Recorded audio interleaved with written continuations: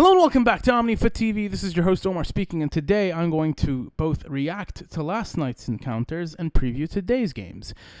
Yeah, it's going to be one of those mixed up videos. Yeah, I suck at this. Anyways, I did not expect the results we saw yesterday. Granted, I'm pretty happy both my predictions were wrong. You know? One of them. Sorry, not both.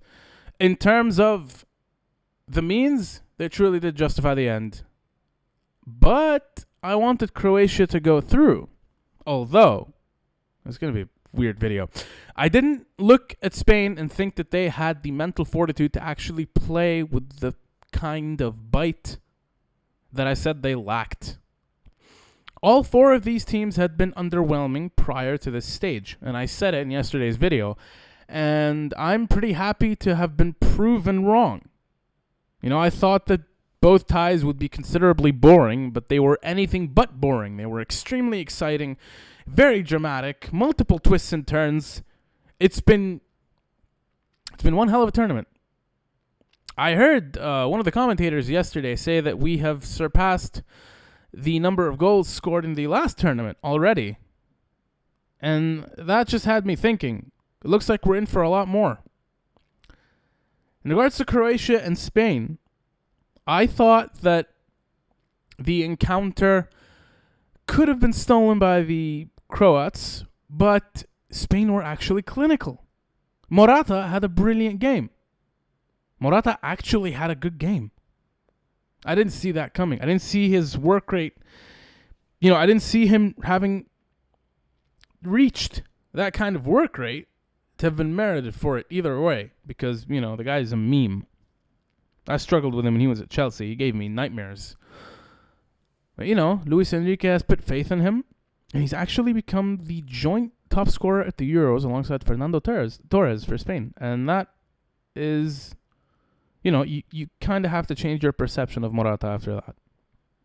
At least afford him a little respect.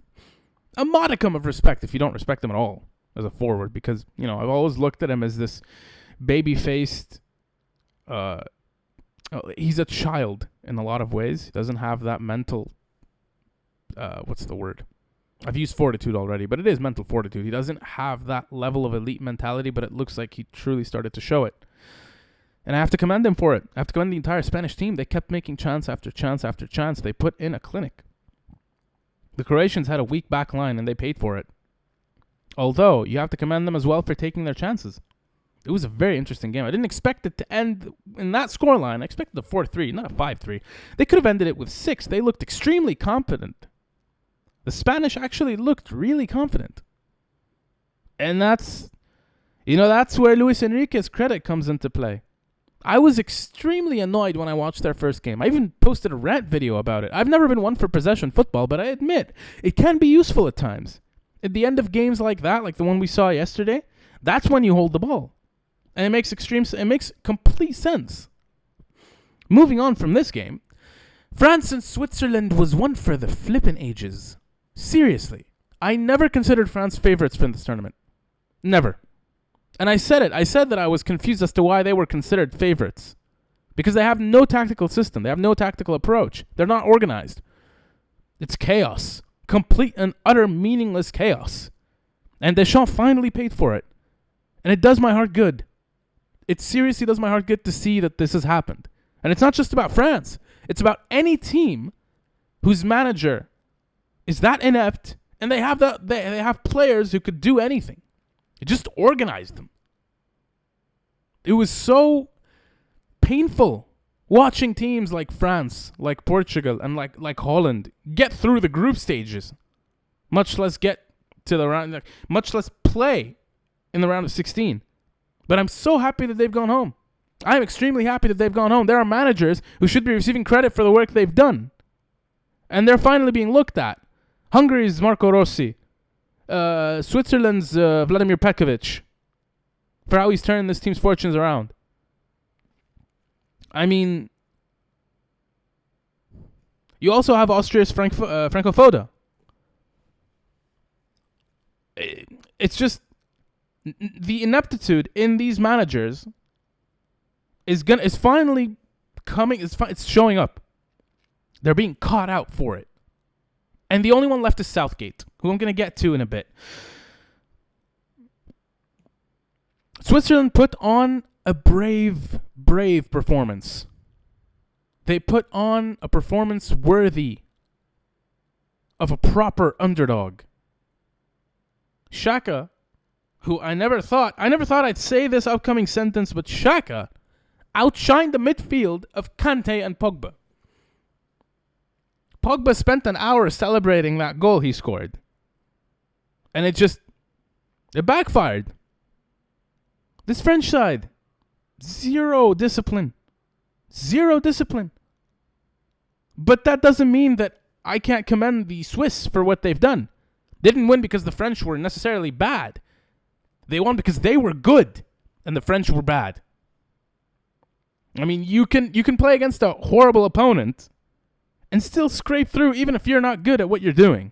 But the Swiss actually put up a performance that will live on in the memory of any fan to have watched it, especially in the shootout. Because as soon as I saw Mbappe walk up to the spot with the ball, I knew he was going to miss it.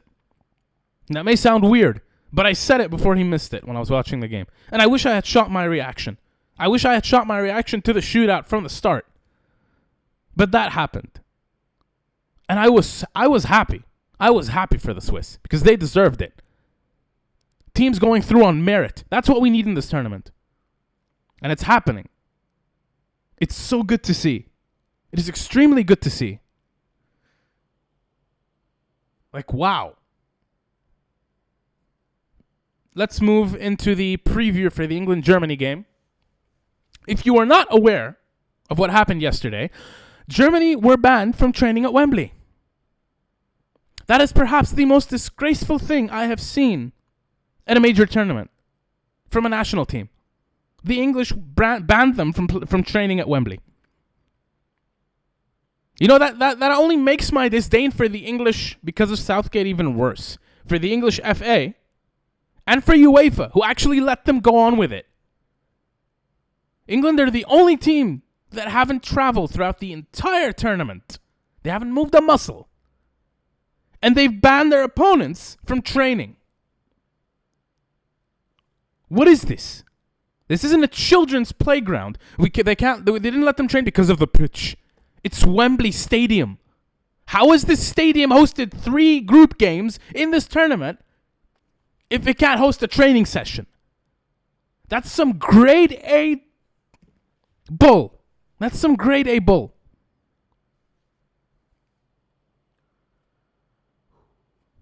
Okay. Germany are undefeated against England in their last 7 encounters at Wembley. The last time England actually beat the Germans was in the Euro 2000 group stages. Germany have been semi-finalists in the last 3 Euros, whereas England have not won a knockout game since, I think, Euro 96. I could be wrong on that, but that's basically as far as they went. They reached the semifinals in Euro 96 to lose to the Germans on penalties. And that was the first time they lost on home soil. And it was also against the Germans. And it was also on penalties. They have a horrible track record on penalties. Now here's the thing. If we're going to talk about managers and key players, in regards to the Germans, Kimmich, Gosens, and Havertz are their key players in my opinion. The English, Phillips, who's played every single minute of the group games, Mason Mount, and Grealish, if he even starts. I'm not convinced with Kane, Sterling, or the like, because there is no setup. There is no obvious manner of transition from defense to midfield to attack.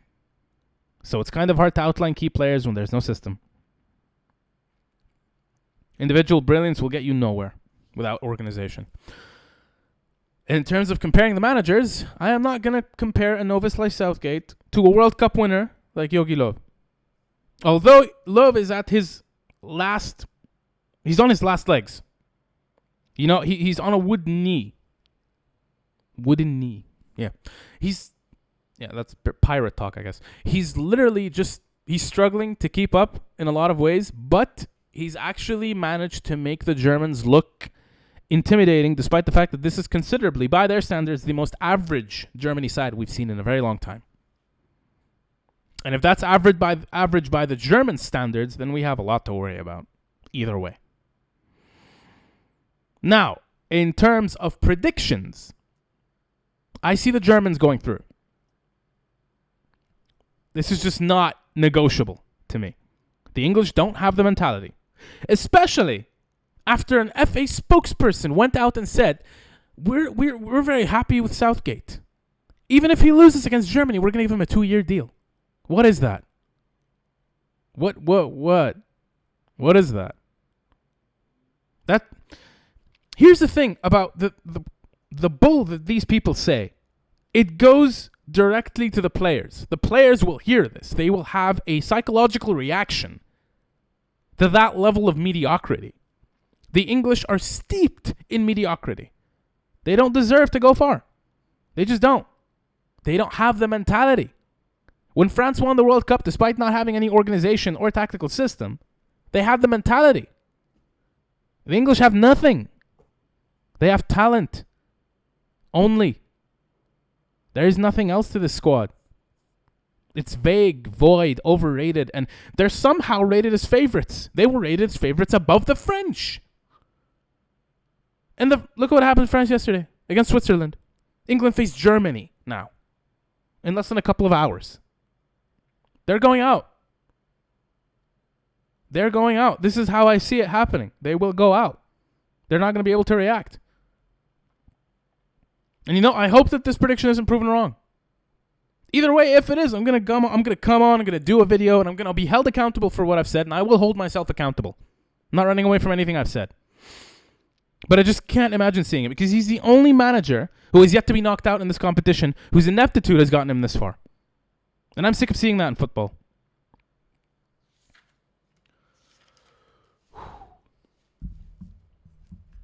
Now, moving on to tonight's game, which is going to be pretty interesting. Sweden and Ukraine, excuse me. Sweden have a very good team under Jan Andersson. They have this mesh of talent that is equally distributed across every area of the pitch. And it's not every day you see a team like that.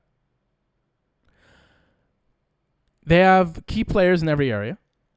They're organized, extremely well organized as well. Just a note, if you haven't watched them, you should have. When they need to defend, they're very good at it. Keep each other in check. Very good in attack. For their standards. Forsberg, Isak, and Kulusevski are going to be key. Kulusevski was very good off the bench in the last game. I hope he starts. And, looking at this Sweden side, it's just they're really trying to break forward with their quarterfinal appearance in the last World Cup and their chance at actually reaching the quarterfinals of this Euros. They're really trying to go that extra mile and break the barrier that they've been used to. And, I commend them for it. I actually see this happening.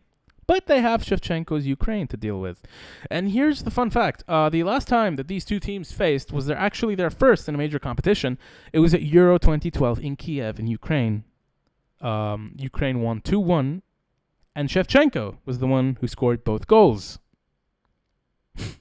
It's kind of weird to think that Ibrahimovic would have been playing for Sweden in this tournament if not for the injury. And Ukraine's manager, Shevchenko, would have been his opposite striker in that game in 2012. Because Zlatan was the one who scored Sweden's solitary goal in that game. It would have been interesting. It would have been odd. In regards to Ukraine, they've been shaky. They have been shaky in this tournament, to be honest, and I expected better from them. Didn't expect them to have to wait until the end of their game to find out their fate. The last group game. But, you have to give it to them for doing what they could have. Doing the best that they could have given their form. They're not necessarily a tight-knit team. Shevchenko has done well with them. They have a weak defense. I expect Yarmolenko to be key. as he always has been. Zinchenko as well if he starts. And Yaremchuk. I actually think Yaremchuk could have a key role to play in this game. Now, in regards to the prediction, I expect Sweden to win this. They gave Spain hell in the first game defensively, so it's very obvious that they can defend. And if not for the bar or the post, they could have easily beaten Spain 1-0 thanks to Isak. He had 2 chances, I believe, to finish the game off. One really memorable one. And that's that. You know, I'm looking forward to today's game. Apologies for not having uploaded last night. It's been a difficult thing keeping up with the schedule and trying to avoid getting burnt out. If you enjoy our content, if you like this video, please like, comment, and subscribe to the channel. If you dislike the video, then just dislike it as well. I have no problem with that. If you agree or disagree and would like to voice your opinion on anything I've said, the comments section is free for all. You know, let there be discourse. The links to our social media accounts are in the description below. If you'd like to follow us on either Facebook, Twitter, or Instagram. Facebook's for our Arabic content. And you know, I'll see you all tonight at the end of these games that hopefully we will have all enjoyed as much as we did yesterday's games.